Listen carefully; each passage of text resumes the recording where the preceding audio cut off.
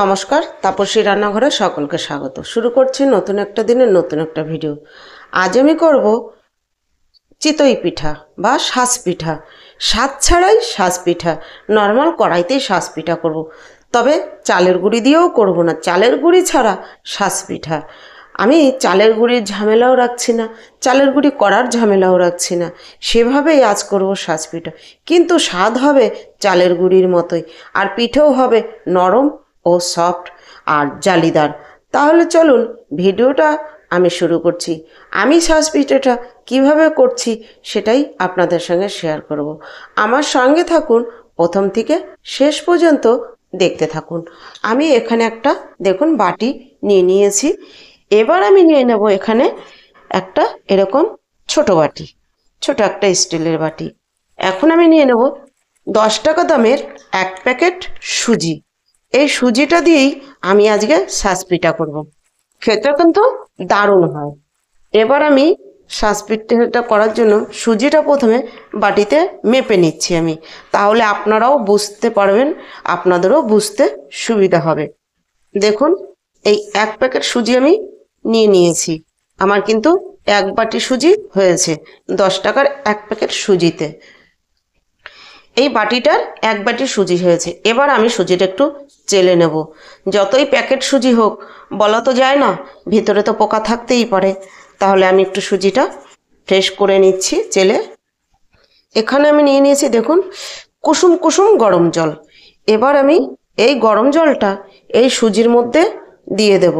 যেই বাটিটায় আমি সুজি নিয়েছি সেই বাটিটা মেপে আমি এক বাটি জল, এই দেখুন এক বাটি জল আমি এই সুজির মধ্যে দিয়ে দিচ্ছি। সুজির মধ্যে দিয়ে আমি ভালো করে জলের সঙ্গে সুজিটা মিশিয়ে নিচ্ছি। নিয়ে আমি সুজি দিয়ে জলের সঙ্গে ভালো করে মিশিয়ে নিয়ে 5 মিনিটের জন্য কিন্তু রেস্টে রেখে দেব। দেখুন, আমি জলের সঙ্গে ভালো করে সুজিটা মিশিয়ে নিয়েছি যেন কোনো জায়গায় শুকনো না থাকে। এবার ঢাকা দিয়ে আমি 5 মিনিট রেখে দিচ্ছি। 5 মিনিট হয়ে গেছে। আমি দেখুন ঢাকা তুলে দেখে নিচ্ছি। দেখুন কি সুন্দর হয়েছে, জলটা পুরো বসে গিয়েছে, একদম সুজি টেনে নিয়েছে। আর এই দেখুন কি সুন্দর নরম হয়েছে। এবার আমি এই সুজিটা নিয়ে নেব একটা, এই দেখুন মিক্সিং জারে। আমি মিক্সিং জার নিয়েছি, এই যে মিক্সিং জারে দিয়ে দিচ্ছি। এই মিক্সি জারে দিয়ে আমি সুজিটা ভালো করে পেস্ট করে নেব। দেখুন আমি সুজি এই যে পেস্ট করে নিয়েছি। এবার আমি বাটিতে ঢেলে নিচ্ছি। আমি মিক্সি বাটিটা ধুয়ে আরও কিছুটা জল এখানে দিয়ে দিচ্ছি। এবার আমি এরকম একটা হ্যান্ড ব্লেন্ডারের সাহায্যে এটাকে ভালো করে এই জলের সঙ্গে ভালো করে কিন্তু ফেটিয়ে নিতে হবে। এটা কিন্তু একটু টাইম নিয়েই ফেটিয়ে নিতে হবে, না ফেটালে কিন্তু পিঠেটা ভালো ফুলবে না। তাহলে চলুন আমি একটু 3 থেকে 4 মিনিট ভালো করে ফেটিয়ে নিয়ে তারপরে আসছি। দেখুন ব্যাটারটা আমি ঠিক এভাবে ফাটিয়ে নিয়েছি। 5 মিনিট ভালোভাবে ফেটিয়ে নিয়েছি। দেখুন একটা হাতার সাহায্যে আমি বুঝিয়ে দিচ্ছি কতটা ঘনত্ব রেখেছি। এই দেখুন, এটা বেশি ঘনও রাখা যাবে না, আবার বেশি পাতলাও রাখা যাবে না। ঠিক এরকম দেখুন, পিছন দিকটা দেখলেই বুঝতে পারবেন হাতার। এই দেখুন দাগ কাটলে কি সুন্দর দাগ মতো বসে যাচ্ছে। ঠিক এরকম ঘন রাখতে হবে। একটা বাটি নিয়েছি, আমি এখানে নিয়ে নেব 2 চামচ তেল। আমার কাছে সর্ষে তেল আছে, আমি সর্ষে তেল নিচ্ছি। আপনাদের কাছে সাদা তেল থাকলে সাদা তেল নেবেন। এবার আমি এখানেই নিয়ে নিচ্ছি এই চামচেরই 1 চামচ জল। এবার এটাকে দিয়ে আমি ভালো করে ফেটিয়ে একটা মিশ্রণ তৈরি করে নেব কড়াতে লাগানোর জন্য। দেখুন, এই দেখুন মিশ্রণটা কি সুন্দর হলো। এইটা দিয়ে আমি পিঠে ভাজার সময় আমার লাগবে। এই দেখুন জল আর তেল ভালো করে মিশিয়ে নিয়েছি, জল আর তেল কিন্তু আলাদা নেই।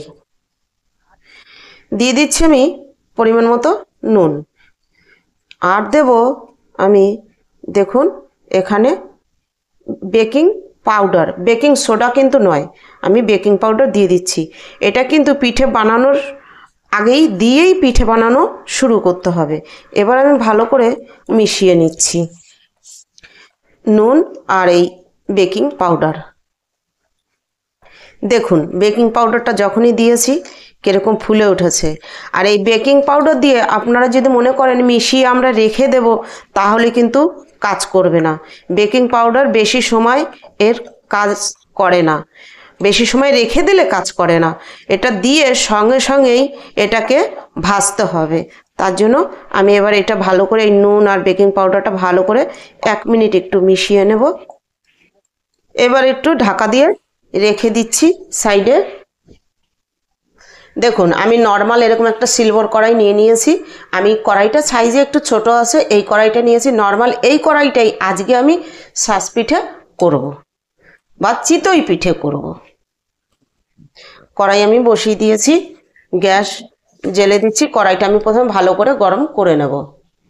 কড়াই গরম হয়ে গিয়েছে, এবার ব্রাশে করে দেখুন ওই তেলটা আমি লাগিয়ে দিচ্ছি। কড়াই কতটা গরম করেছি দেখেই বুঝতে পারছেন। এরকম ভালো করে কিন্তু কড়াইটা গরম করে নিতে হবে, না হলে কিন্তু পিঠে উঠাতে অসুবিধা হবে।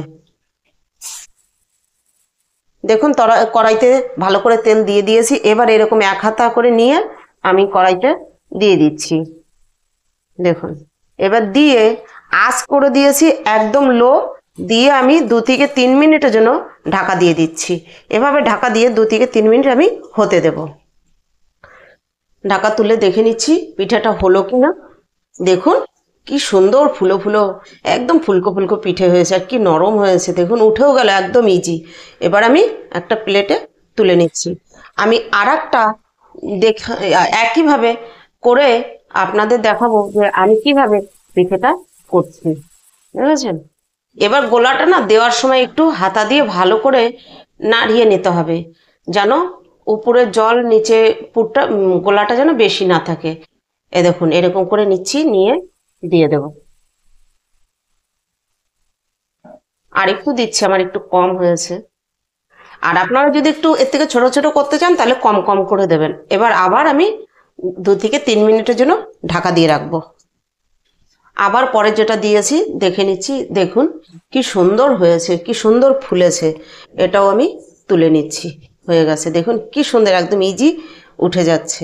এভাবে বাকি সব পিঠেগুলোই আমি ভেজে নেব। দেখুন আমার পিঠে বানানো কমপ্লিট। পুরো 1 ভর্তি বড় প্লেটের 1 প্লেট পিঠে হয়েছে 10 টাকা সুজিতে। তাহলে আমার এই ভিডিওটা যদি ভালো লাগে লাইক কমেন্ট সাবস্ক্রাইব করবেন। সাবস্ক্রাইব করে পাশে থাকা বেল আইকনটি প্রেস করে নোটিফিকেশনটি অন রাখবেন।